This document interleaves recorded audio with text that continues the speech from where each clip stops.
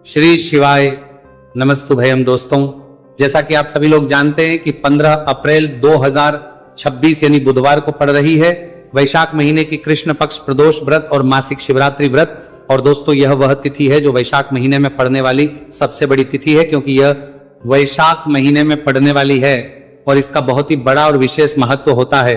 पूज्य गुरु जी ने कहा है कि अगर कभी भी मौका लग जाए और वैशाख महीने की प्रदोष व्रत बुधवार को पड़ जाए तो आप लोगों को सातहरा दूर्वा का उपाय तो अवश्य ही करना चाहिए। प्रदोष व्रत और मासिक शिवरात्रि व्रत, इन दोनों का संयोग बहुत ही कम आता है।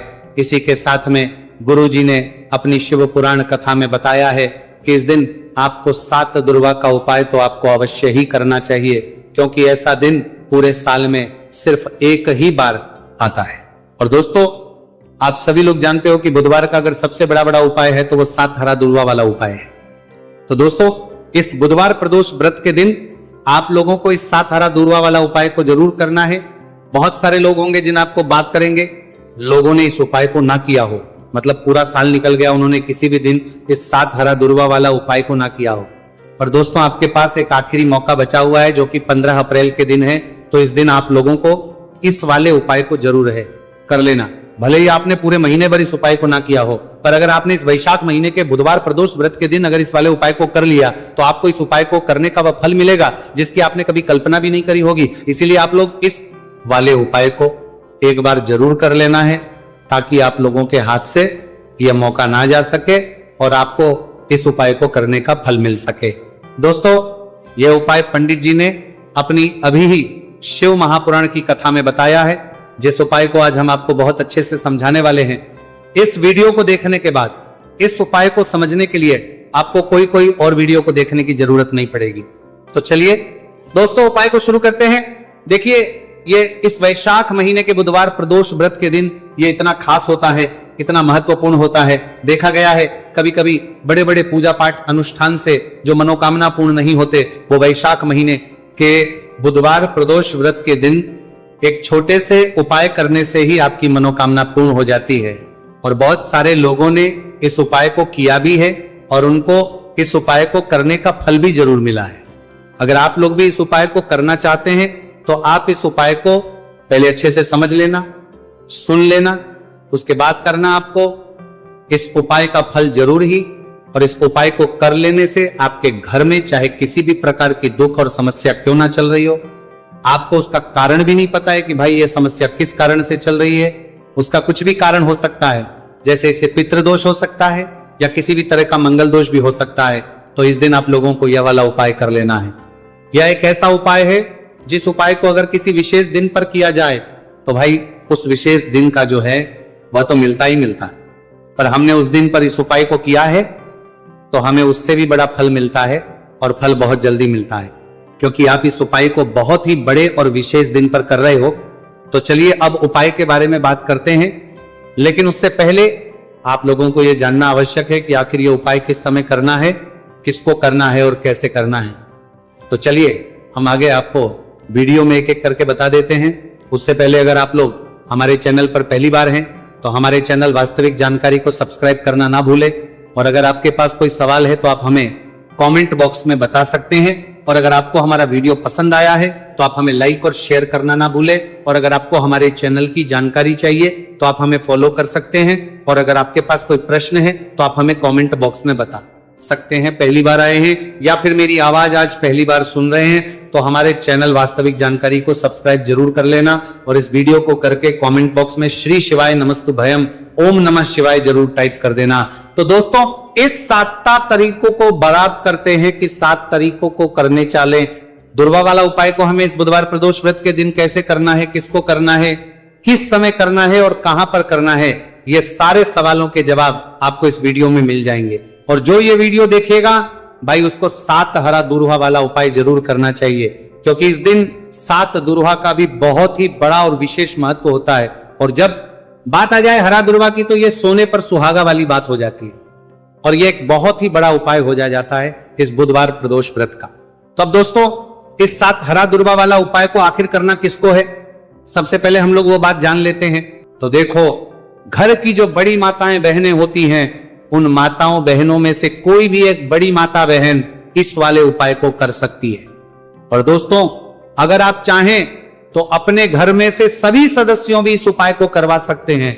अगर किसी व्यक्ति की खुद की कोई मनोकामना है, खुद की कोई दुख और परेशानी है जो कि वो अपने लिए ही करना चाहता है, इस वाले उपाय को तो वो खुद अपने लिए भी कर सकता है। बाकी अगर कोई घर में से ऐसा है जो कि अपने पूरे घर परिवार की सुख और शांति के लिए यह वाला उपाय करना चाहता है, तो भाई वो भी करना चाहता है, सकता है, उसमें भी कोई दिक्कत वाली बात नहीं है। कहने का मतलब यह है कि इस उपाय को हर सदस्य भी कर सकता है और पूरे घर परिवार के सदस्य के लिए घर की बड़ी माताओं बहनों में से कोई एक माता बहन भी कर सकती है।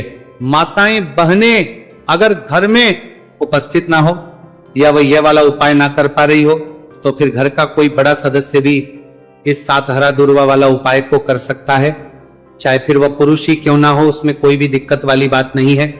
अब दोस्तों, जो अगला प्रश्न निकल कर आता है वो ये आता है इसको लेकर कि आखिर इस उपाय को हमें किस समय करना है, सुबह के समय करना है कि शाम के समय करना है। तो देखो, इस वाले उपाय को आप लोग सुबह के समय भी कर सकते हो और शाम के समय प्रदोष काल में भी कर सकते हो। अब अगर आप पूछो कि भाई सबसे उत्तम समय कौन सा रहेगा इस 7 हरा दूर्वा वाला उपाय को करने का, तो हम आपसे बस यही कहेंगे कि इस उपाय को आप सुबह के समय करेंगे तो ज्यादा बेहतर होगा। बाकी अगर प्रदोष काल के समय भी करेंगे तो भी अच्छा होगा, उसमें कोई भी दिक्कत वाली बात नहीं है।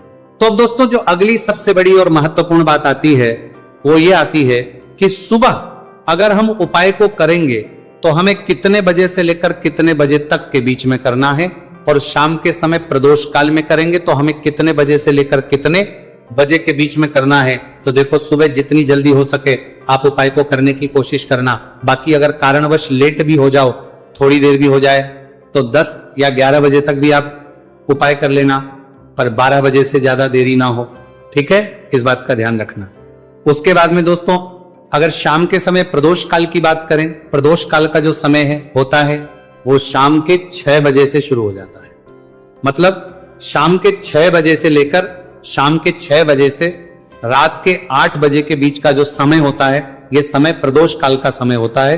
तो इस उपाय को 7 या 8 बजे के बीच में भी कर सकते हो, मैं आप कभी भी इस वाले उपाय को कर सकते हो, उसमें कोई भी दिक्कत वाली बात नहीं है। तो वैशाख का महीना ही है जो आपको धन, दौलत, पुण्य दोनों ही देने वाला है। वैशाख के महीने में तुलसी का पूजन करके, श्री हरि विष्णु से जुड़े हुए कुछ उपाय करके आप अपने जीवन की निर्धनता, धन से जुड़ी समस्याएं, कर्जे से जुड़ी समस्याओं को हमेशा के लिए दूर कर सकते हैं। भगवान विष्णु को तुलसी अति प्रिय है, इसीलिए उनकी पूजा में भी विशेष रूप से हम तुलसी का उपयोग करते हैं। और बिना तुलसी दल के, बिना तुलसी मैया के श्री हरि विष्णु की पूजा और उनका भोग दोनों ही अधूरे होते हैं।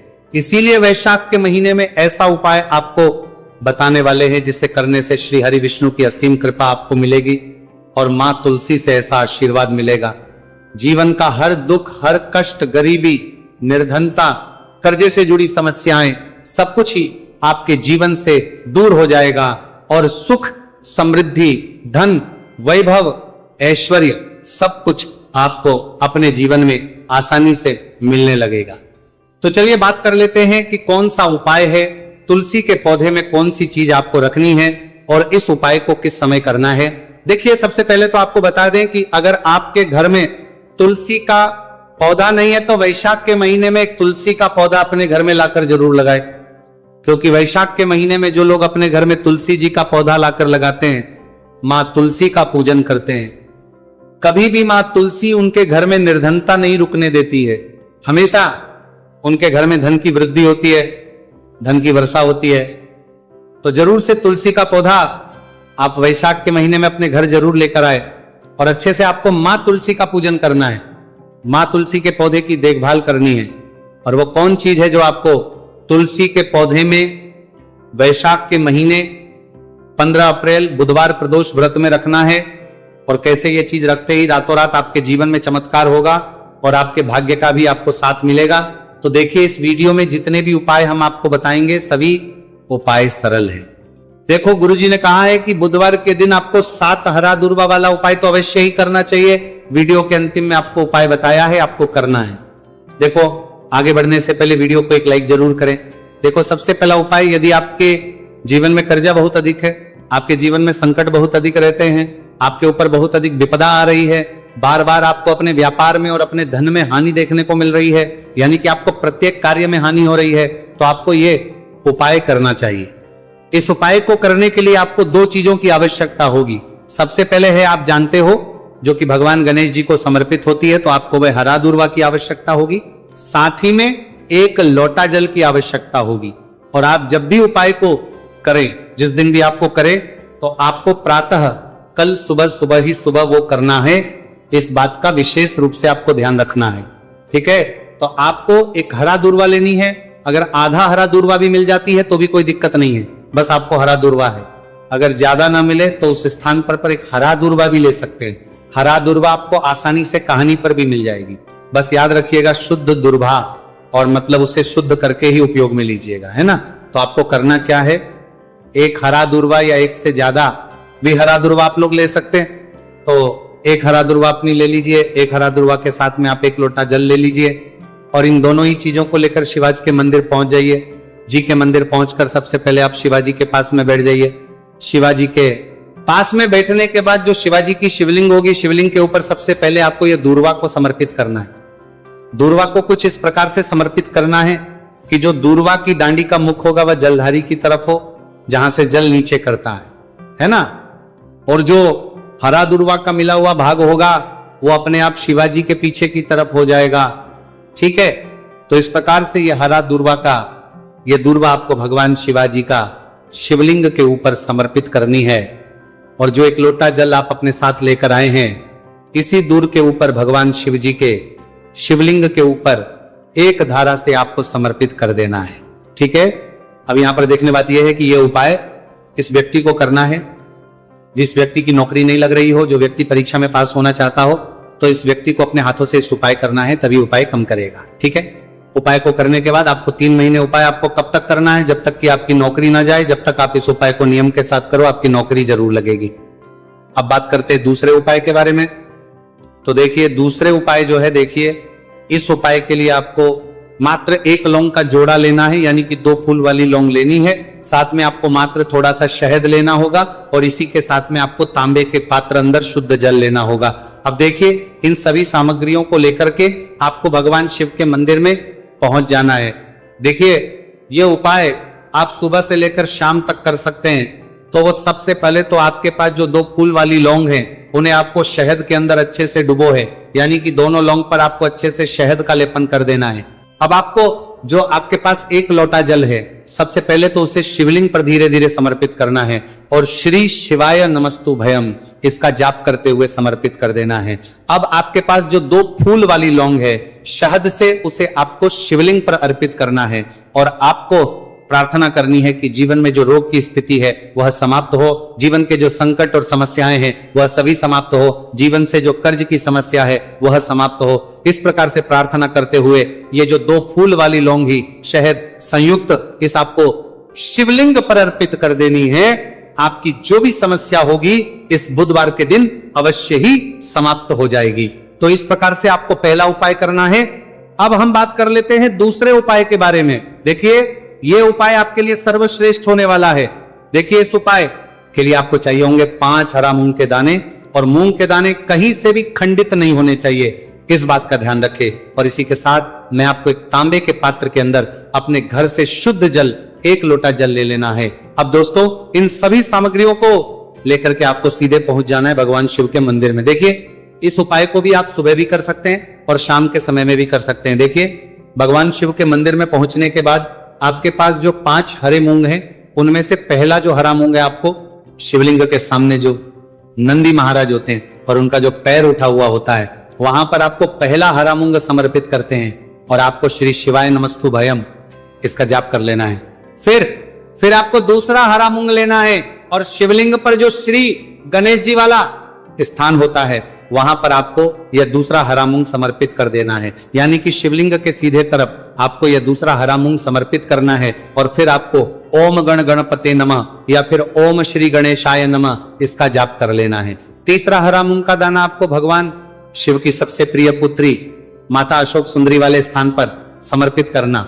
शिवलिंग की जो जलाधारी होती है, जहां से जल बह करके आता है, उसी जलाधारी के बीच में जो कहीं कहीं उठी हुई लाइन होती है सांप की आकृति के रूप में, वहीं पर आपको तीसरा हरा मूंग समर्पित करना है और फिर आपको ओम नमः शिवाय इसका जाप कर लेना है। अब दोस्तों, चौथा जो हरा मूंग है उसे आपको भगवान कार्तिकेय जी का जो स्थान होता है शिवलिंग पर, वहां पर आपको ये चौथा हरा मूंग का दाना समर्पित कर देना है और आप ओम नमः शिवाय इसका जाप कर लेना है। अब दोस्तों, आपके पास जो पांचवा और अंतिम हरा मूंग बचा हुआ है उससे आपको उससे जल के पात्र के अंदर डाल देना है और इस हरे मूंग से युक्त जल से आपको भगवान शिव के शिवलिंग का अभिषेक कर देना है। जल आपको बिल्कुल धीरे धीरे समर्पित करते जाना है और लगातार आपको शिव महापुराण के मूल श्री शिवाय नमस्तु भयम इसका जाप करते रहना है। फिर आपको शिवलिंग के आगे बैठकर, यदि आप अपने बच्चों के लिए यह उपाय कर रहे हैं, यदि आप अपने बच्चों की बुद्धि, ज्ञान और विवेक के लिए उपाय कर रहे हैं, तो उसके लिए आपको प्रार्थना कर लेनी है, या फिर व्यापार में वृद्धि करने के लिए यह उपाय कर रहे हैं तो उसकी कामना करते हुए आपको प्रार्थना कर लेनी है, या फिर अपनी नौकरी के लिए कर रहे हैं, या फिर अपने इंटरव्यू के लिए, या फिर धन की प्राप्ति के लिए कर रहे हैं। जिस भी कामना के लिए आप उपाय कर रहे हैं उसे परिपूर्ण करने के आपको महादेव से प्रार्थना कर लेनी है और फिर आपको वापस अपने घर आ जाना है। पूज्य गुरु जी ने कहा है कि जो भी व्यक्ति इस उपाय को कर लेता है तो यकीन मानिए आपके जीवन की जो सारे संकट, कष्ट और बाधाएं ही वह सभी समाप्त होंगे। अब हम बात करते हैं अगले उपाय की। इस उपाय के लिए आपको एक दीपक लेना है।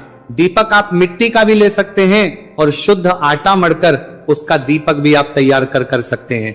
अंदर गोलबाती का प्रयोग करना है और दीपक के अंदर आपको शुद्ध घी का प्रयोग करना है। इसी के साथ में आपको मात्र एक फूल वाली लौंग लेनी होगी।